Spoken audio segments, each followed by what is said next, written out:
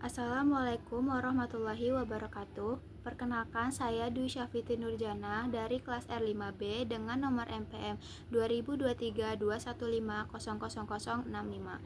Dalam kesempatan ini, saya akan membuat video micro teaching pada mata pelajaran Bahasa Indonesia Sekolah Menengah Atas kelas 10 dengan materi negosiasi menggunakan desain model pembelajaran ADI. Video ini dibuat untuk memenuhi tugas akhir pada mata kuliah desain pembelajaran yang diampu oleh Bapak Asad. ADI merupakan salah satu model desain pembelajaran meliputi analyze atau analisis, desain atau merancang, develop atau mengembangkan, implementation atau pengimplementasian, dan evaluation atau evaluasi. Lalu bagaimana jika model ADI ini diterapkan dalam pembelajaran bahasa Indonesia? Yang pertama, analyze atau analisis. Tahap ini adalah tahap awal, yaitu menganalisis kebutuhan pembelajaran. Lalu apa saja yang dapat dianalisis? Yang pertama, analisis peserta didik. Hal ini meliputi analisis kemampuan awal, gaya belajar seperti visual, audiovisual, dan lain-lain. Analisis kemampuan awal ini bisa menggunakan pretest berupa kuis singkat atau mengisi G-form singkat. Yang kedua ada analisis materi. Di poin ini saya akan mengidentifikasi materi apa saja yang akan ada pada pembelajaran seperti pengertian negosiasi, tujuan, dan struktur negosiasi. Yang ketiga, ada analisis media atau kebutuhan pembelajaran. Pada poin ini, saya harus menganalisis media pembelajaran yang akan digunakan pada saat pembelajaran. Dan yang saya akan pakai adalah PPT dan kartu roleplay simulasi. Yang kedua, desain. Tahap ini adalah tahap kedua untuk merancang tujuan pembelajaran, model, metode, media yang akan dipakai dalam pembelajaran, serta merancang penilaian. Tujuan pembelajaran yang sudah saya rancang meliputi pertama, siswa dapat mampu menjelaskan pengertian dari ciri-ciri teks negosiasi. Yang kedua, siswa mampu mengidentifikasi struktur teks negosiasi. Yang ketiga, siswa mampu mempraktekkan negosiasi sederhana. Model pembelajaran yang akan digunakan adalah ADI dan metode yang digunakan adalah ceramah, tanya jawab, serta role-play simulasi bernegosiasi dengan menggunakan media PPT dan kartu role-play atau kartu peran. Dalam tahap ini saya juga merancang penilaian apa saja yang akan dilakukan. Yang pertama itu ada penilaian sikap, meliputi ada keaktifan dan kerjasama. Penilaian pengetahuan itu dapat dilihat dari jawaban lisan atau dari pertanyaan-pertanyaan peserta didik, lalu bisa dilihat dari pretest dan posttestnya. Selanjutnya ada penilaian keterampilan. Nilai keterampilan ini dapat dilihat dari kelancaran saat praktik bernegosiasi. Tahap selanjutnya adalah development. Tahap ini adalah tahap pengembangan dari desain dan perencanaan yang telah dibuat. Dalam tahap ini seorang guru itu harus melakukan yang pertama, menyusun materi ajar ringkas tentang negosiasi. Yang kedua, membuat kartu peran untuk simulasi negosiasi. Yang ketiga, menyiapkan media visual agar materinya mudah dipahami. Tahap selanjutnya adalah implementation atau implementasi. Pada tahap ini, pembelajaran dilaksanakan sesuai rancangan yang telah diatur, seperti pretest, pemaparan materi, simulasi negosiasi, dan posttest. Tahap selanjutnya adalah evaluation atau evaluasi. Pada proses evaluasi ini ada beberapa aspek yang dinilai. Yang pertama ada penilaian sikap, yaitu dari keaktifan dan kerjasama siswa. Yang kedua penilaian pengetahuan. Nah, dari penilaian pengetahuan ini ada evaluasi sumatif dan formatif. Di sini saya mengambil evaluasi formatif menggunakan posttest dengan menggunakan quizzes. Yang ketiga ada penilaian keterampilan. Hal ini dilihat dari kelancaran praktik dialog saat bernegosiasi.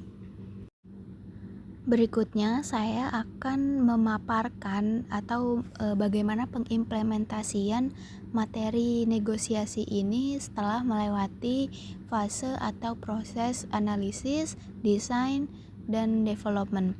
Materi yang akan disampaikan ini adalah materi tentang negosiasi dengan judul Belajar Menjadi Negosiator.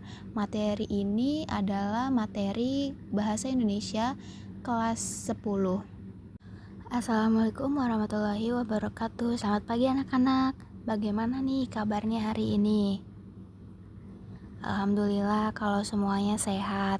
Sebelum memasuki pembelajaran, hari ini saya minta kalian untuk mengisi link pretest yang sudah ada di Google Classroom selama 5 menit. Apakah semuanya sudah mengisi link pretest? Alhamdulillah kalau semuanya sudah mengisi link pretest, kita bisa lanjut ke dalam pembelajaran berikutnya. Sebelum masuk ke materi, saya mau tanya, di sini siapa yang pernah menawar harga saat belanja? Nah, kegiatan tawar-menawar itu sebenarnya bukan sekedar tawar-menawar biasa loh, tetapi masuk ke dalam proses negosiasi. Dan dalam kehidupan sehari-hari, kita tidak pernah lepas dari proses negosiasi. Negosiasi bukan hanya soal bisnis atau politik nih teman-teman, tapi juga terjadi dalam hal-hal sederhana, misalnya kayak menentukan jadwal pertemuan, pembagian tugas kelompok, atau menyelesaikan perbedaan pendapat. Apa itu negosiasi? Mungkin teman-teman di sini ada yang tahu apa itu negosiasi? Ya benar, negosiasi adalah proses interaksi antara dua pihak atau lebih yang memiliki perbedaan kepentingan dengan tujuan mencapai kesepakatan bersama.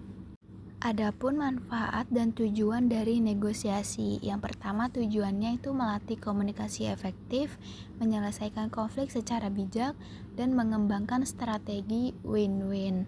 Manfaatnya adalah mendapatkan solusi yang adil, menghindari konflik ke depannya, dan membangun citra positif. Berikutnya ada ciri-ciri negosiasi. Anak-anak di sini ada yang tahu nggak nih ciri-ciri negosiasi itu apa aja? Ya benar, ciri-ciri negosiasi itu adanya tawar-menawar. Tapi gak hanya ada tawar-menawar aja, tapi juga mengandung dua belah pihak yang saling berinteraksi, terjadinya perbedaan kepentingan. Adanya tawar-menawar bertujuan untuk mencapai solusi atau kesepakatan dan mengutamakan kerjasama. Jadi kalau negosiasinya itu terpaksa atau dipaksa itu sah nggak negosiasinya? Betul, negosiasinya nggak sah ya kalau negosiasinya itu terpaksa ataupun dipaksa. Berikutnya ada struktur teks negosiasi. Struktur teks negosiasi itu ada 6, yaitu orientasi atau pembukaan pengenalan. Yang kedua ada permintaan atau menyampaikan keinginan. Yang ketiga pemenuhan pihak lain merespon. Nah, selanjutnya ini ada penawaran. Di sini ada terjadi proses tawar-menawar, lalu persetujuan tercapainya kesepakatan. Yang terakhir ada penutup akhir interaksi. Berikutnya ada unsur kebahasaan dalam negosiasi. Itu ada 4. Yang pertama bahasanya tuh harus persuasif. Persuasif ini harus membujuk gitu. Yang kedua ada kalimat langsung dan tidak langsung. Yang ketiga ada kalimat deklaratif dan interrogatif. Yang keempat adalah ungkapan menghargai lawan bicara. Dalam slide ini ada tips menjadi negosiator. Yang pertama, dengarkan lawan bicara dengan aktif. Yang kedua, gunakan bahasa yang sopan dan meyakinkan. Yang ketiga, jangan mementingkan diri sendiri. Yang keempat, mencari solusi menguntungkan kedua belah pihak. Dan yang terakhir, fokus kesepakatan bukan menang dan kalah. Berikutnya ada peran negosiasi. Yang pertama itu menyelesaikan konflik dengan damai. Jadi boleh nggak nih menyelesaikan konflik atau proses negosiasinya ini dilakukan dengan cara yang berantem, chaos gitu? Nggak boleh ya, harus dengan damai. Selanjutnya mencapai kesepakatan adil bagi semua pihak. Selanjutnya membangun kerjasama dalam berbagai bidang. Berikutnya menjalin hubungan baik dan saling percaya. Dan yang terakhir mendukung pengambilan keputusan dengan bijak. Oke anak-anak, setelah saya memaparkan materi tentang pengertian, struktur, dan ciri-ciri negosiasi, sekarang saatnya kalian mempraktikkannya secara langsung. Saya akan membagi kalian menjadi beberapa pasangan atau beberapa kelompok. Setiap pasangannya terdiri atas penjual dan pembeli. Silakan pakai atau ambil kartu peran ataupun role play yang sudah tersedia di depan. Oke, simulasi negosiasinya sudah selesai. Secara umum kalian sudah baik dan sudah jelas juga dalam proses tawar-menawarnya. Dalam kegiatan ini dapat disimpulkan kalau teks negosiasi ini tuh bertujuan untuk mencapai kesepakatan yang saling menguntungkan melalui komunikasi atau negosiasi yang baik. Terima kasih atas keaktifan kalian hari ini. Semoga materi yang kita pelajari hari ini bermanfaat.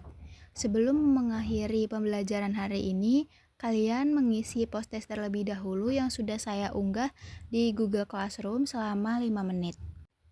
Apakah semuanya sudah mengisi post-test? Jika sudah, mari kita akhiri pembelajaran hari ini. Wassalamualaikum warahmatullahi wabarakatuh. Saya telah melakukan micro-teaching pada pembelajaran Bahasa Indonesia tingkat SMA dengan mata pelajaran negosiasi menggunakan model desain pembelajaran ADI. Mulai dari menganalisis karakter siswa, tujuan pembelajaran, menentukan media dan metode pembelajaran, menentukan materi, apa saja yang akan saya paparkan atau apa saja yang ada dalam selama pembelajaran. Saya menentukannya itu ada pengertian negosiasi, ciri-ciri negosiasi, tujuan dan manfaat negosiasi, struktur negosiasi, unsur kebahasaan, dan tips menjadi negosiator, serta peran negosiasi.